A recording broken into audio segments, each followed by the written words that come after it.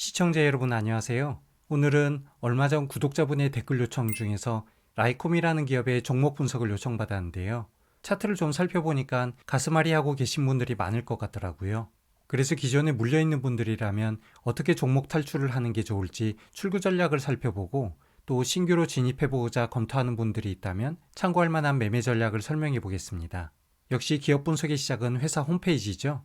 라이콤의 회사 홈페이지에 들어가 보겠습니다. 우선 회사 홈페이지의 첫 느낌은 좀 화려하거나 팬시하지는 않은 것 같네요. 그리고 홈페이지 전체가 영어로 되어 있어서 그런가 뭔가 낯선 느낌인데요. 보통 이렇게 메인 페이지를 영어로 만드는 경우는 국내 판매보다는 해외 수출이 많은 경우가 있습니다.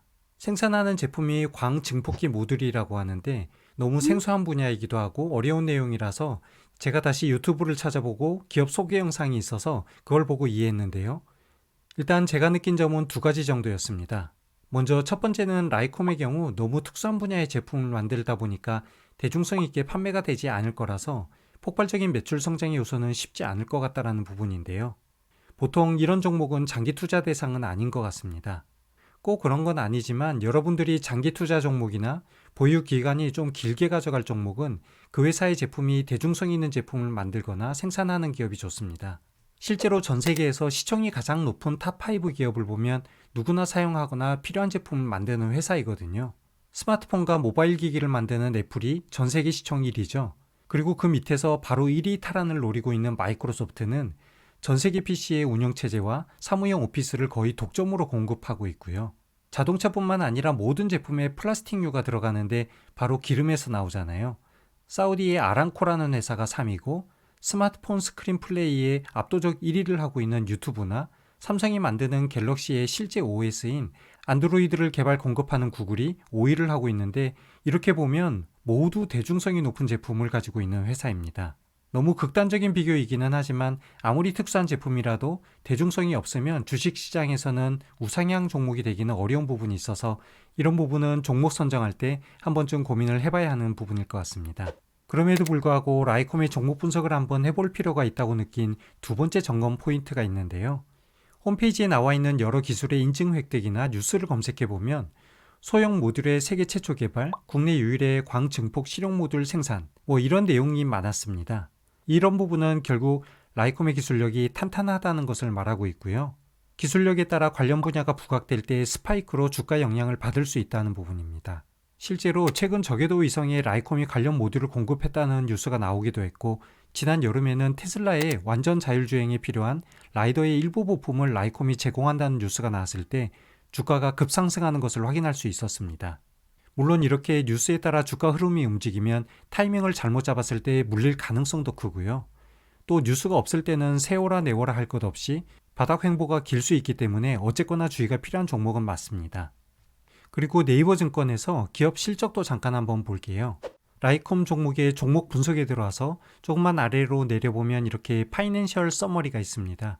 최근 3년의 실적이 나와 있는데 여기 보시면 지난 몇 년은 그나마 30에서 40억 규모의 영업 흑자를 내다가 올해 초 IBKS 스펙 합병됐잖아요. 그러면서 코스닥 상장은 성공했지만 안타깝게도 올해는 적자를 기록하는 한 해가 되었습니다. 그래서 뭔가 매출 성장에 대한 모멘텀은 필요해 보이는 상황인 것 같은데 다행히 차트 흐름은 나쁘지 않으니까 구체적인 매매 전략은 차트를 보면서 설명해 보겠습니다. 현재 보고 계신 차트는 라이콤의 241기간에 대한 일봉 차트이고요. 차트의 왼쪽이 스펙 합병하고 나서 코스닥 상장 시점이고 오른쪽 끝이 현재 12월 28일 2023년 마지막 거래일 위치입니다. 전체적으로 세 가지 선을 그어볼 수 있는데 우선 3,100원의 기준선을 하나 그어보겠습니다. 라이콤의 주가 흐름상 가장 중요한 생명선 같은 위치가 될 것 같은데요. 여기 3,100원에서는 저항받은 포인트가 정말 많습니다. 올해 여름 이후에도 4번이나 같은 자리에서 저항을 받았는데 결국 이 3,100원 지지선을 돌파해야 큰 상승이 나올 가능성이 크다는 것입니다. 이전에 나왔던 이런 큰 상승 구간도 결국 3,100원을 돌파했을 때 나오기 때문에 이 3,100원 구간이 어떻게 돌파되는지 한번 지켜볼 필요가 있고요. 그리고 기존에 매수했다가 물려있는 분들이라면 여기 4,000원에서 4,500원 사이 그리고 3,500원 전후 이 두 고점 사이에서 물려있는 분들이 가장 많을 것 같은데요. 두 지점 모두 탈출 전략을 고민할 때 기준선 3,100원을 중심으로 판단을 해야 할 것 같습니다. 무슨 말이냐면 이미 기존에 물려있던 비중에 추가로 물타기를 했을 때 매수 평균 단가가 3,100원 이하로 내려올 수 있다면 당연히 물타기를 해도 되겠지만 보유하고 있는 자금으로 물타기를 하더라도 평단가가 3,100원보다 여전히 높은 구간이라면 그냥 물타기를 하나 안 하나 본전 이상으로 탈출하기 쉽지 않은 상황이라는 거죠. 그래서 괜히 자금만 묶여버릴 수 있으니까 물타기는 평균 단가를 한번 계산해보고 하는 게 맞을 것 같습니다. 반대로 이번에는 좀 희망적으로 분석하기 위해 두 개의 추세선을 그어볼게요. 가장 큰 상승을 보여줬던 상방의 고점을 이렇게 연결하고 또 지난 1년 중 가장 저점에서 현재 바닥까지 하단 지지선을 이렇게 그어보겠습니다. 그리고 이 상단과 하단 추세선 내에서의 주가 흐름을 보면 주가가 이렇게 파동을 그리면서 점점 중간으로 수렴되는 것을 볼 수 있죠. 전형적인 삼각 수렴 형태로 주가가 흘러가고 있습니다. 이제부터의 이후 흐름이 중요한데 주가가 하단 지지선 아래로 이렇게 내려오면서 이탈한다 그러면 사태가 심각해지겠지만 최근에 만들어진 이런 U자 형태로 지지를 받는 모습도 있고 또 아래를 보면 RSI의 저점이 이렇게 높아지는 것을 볼 수가 있습니다. 그래서 전반적으로 볼 때 삼각수렴의 상방 추세 저항선을 긴 양봉으로 돌파한다면 적어도 3,500원대에 쌓여있는 매물대까지는 기다려볼 수 있을 것 같습니다.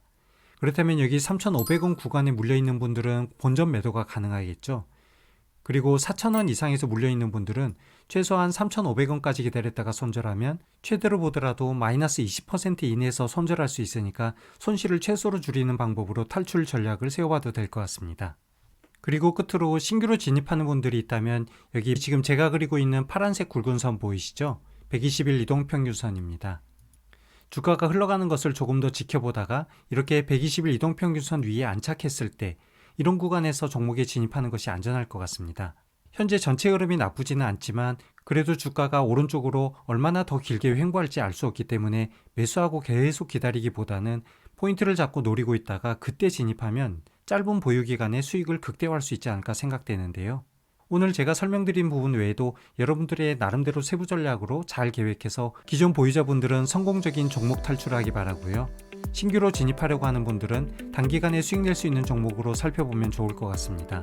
오늘 영상도 여러분들의 매매에 도움이 되었기를 바라면서 이상 마무리하겠습니다. 시청해주셔서 감사합니다.